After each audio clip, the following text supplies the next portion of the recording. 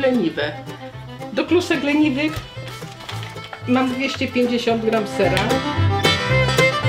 Serek albo mielimy, albo przepuszczamy przez praskę. Jak komu wygodniej, co kto ma w domu.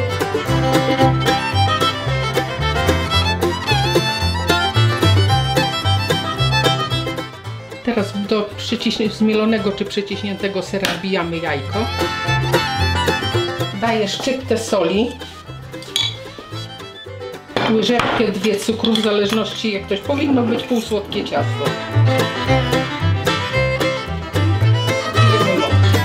Ile ser? Co to znaczy, że jest ser? Bo jeżeli jest ser mokry, to więcej mąki. Ładnie. Musi być konsystencja taka, żeby się nie rozleciało. Ja dałam 2,5 łyżki na razie, zaraz zobaczymy.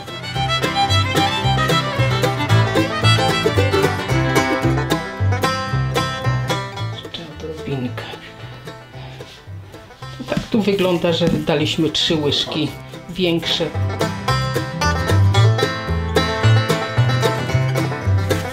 A jeżeli ktoś chce być pewny, że mu się te kluski nie rozlecą, to niech urwie kawałek ciasta, wrzuci na wrzątek i sprawdzi, jak ta będzie kluska wyglądała. Czy się trzyma kupy, czy się rozlatuje. To wtedy ewentualnie sobie dołoży mąki. Tak samo robię kopytka. No i mamy ciasto wyrobione. Pokażemy, jak to. Jest, żeby wiedział, jak to wygląda. No tak. Poczekamy chwileczkę. Jeżeli wypłynie w całości nic, ale wygląda na to, że jest dobre ciasto. Nie powinno być ani twarde, ani się rozłazić. No już wypływa na wierzch, już jest wszystko dobrze. To znaczy, że to jest dobre? Tak, jak będziemy teraz przygotowywać, kroić jak należy.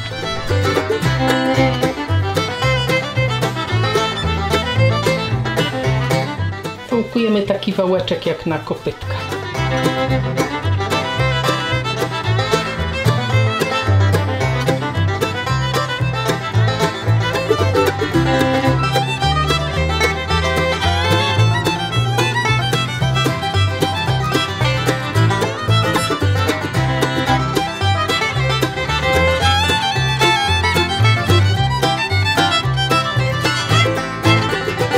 Teraz gotujemy.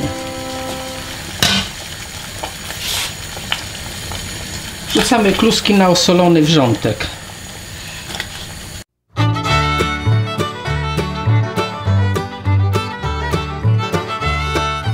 No i teraz czekamy do zagotowania. One wypłyną na wierzch i później ze 2 minuty do 3 powinny się gotować.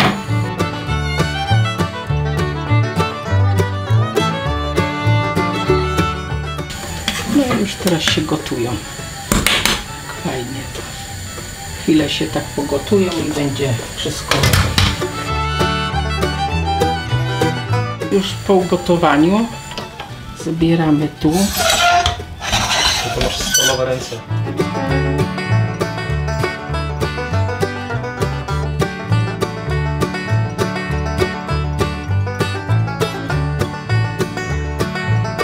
Teraz wysypujemy na talerz.